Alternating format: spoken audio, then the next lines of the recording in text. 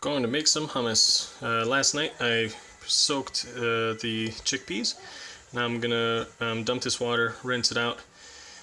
A couple of reasons why you want to pre-soak them. One is they cook a heck of a lot faster. The other is that the digestibility is made a lot easier as well. So if you kind of drain this water out and rinse off the peas, you get a lot less problems with people having indigestion after eating a lot of hummus or chickpeas. I find that works well with pretty much all beans. Soaking them and then draining that water just makes you have less gas after. At least that's my experience anyway. So I've got everything drained and rinsed, and now I'm going to put this in the pressure cooker. And the reason I use a pressure cooker is because it cooks a lot faster. If you just put this in a pot of boiling water, to cook chickpeas, you're going to be cooking them for a while. I've never actually even done it, but just based on my experience with regular beans, pressure cooker versus pot, I would say this would probably take you like, I don't know, a good hour or two of boiling before they were soft enough. So I think that's why a lot of people, when they make hummus, they just go straight to like a canned chickpea because it's already pre-cooked. But I think it's really cheap to get them dried, and you can save yourself a lot of money. If you have a pressure cooker, I highly recommend it. They really save you a lot of time, especially with beans and other things like that. Even potatoes, other stuff, corn. It really, really cuts down on the cooking time. You're using less energy as well, which is nice. So, double win. So yeah, anyway, put the top on and then put this on the stove. And after it comes up to pressure, you'll see a little bit of steam shoot out from the release. And from there, that's when you time it. I usually do about, like 20 minutes maybe tops, and then it's done. So I'll show you that in a second. Okay, so the pressure cooker has come up to pressure now. You can see the steam coming out.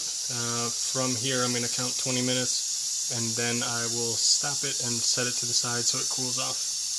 I got the pressure cooker off to the side now, and you can still see the steam is still coming out. You never want to open a pressure cooker before the pressure has reduced back. All of them are different. They have little,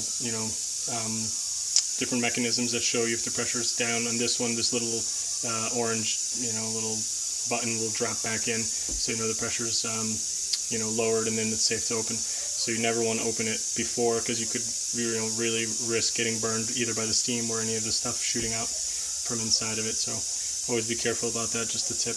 Let this cool off, and then I'll show you guys the next steps.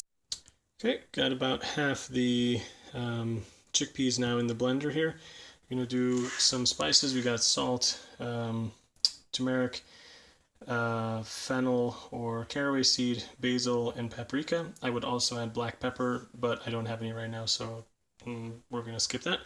I'm going to add a little splash of olive oil and vinegar as well. If I had fresh lime, then that would be even better, but we'll just make do with the apple cider vinegar.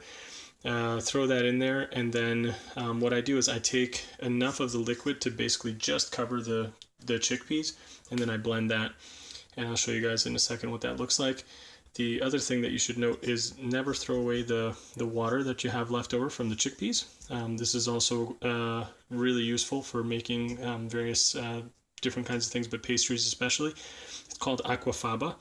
And I'll put in a link that shows you kind of more stuff about aquafaba, and I'll probably show you what we make out of it too. But basically, it's a really good egg white substitute, so it whips up just like egg whites.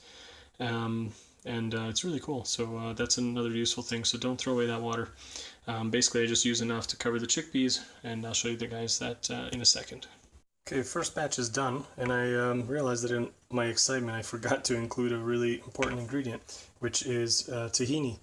You need to have tahini in your hummus to give it that real authentic flavor. So I'm just going to put it in the next batch, which I got prepped here, and then we'll put in some more of the water, and then I'm going to blend the two together so that the flavor will even out. We are done. So this is the hummus, nice and thick, very creamy. Very low oil. You can obviously add more. Most store-bought hummus will have a lot more oil than what I usually put in, which is probably maybe like a couple spoonfuls for the whole thing. And this is obviously a really big batch. We all really like hummus, so this is probably a couple days worth of hummus for us. And we're going to visit a friend today, so we're going to bring some. But Yeah, super tasty, super delicious. Chickpeas are really, really cheap if you buy them dried. Even canned is not really expensive. Tahini is also very inexpensive usually. If you're having trouble finding it, it's basically just olive oil and sesame seeds. So you can blend those with a stick blender or a food processor. The one that I used was homemade as well. So maybe I'll make a separate video about tahini at some point.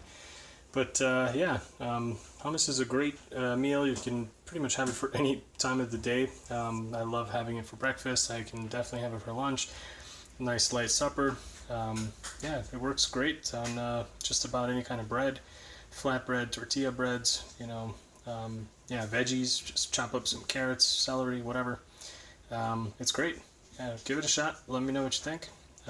Don't forget to subscribe and share with a friend. Thanks. Bye.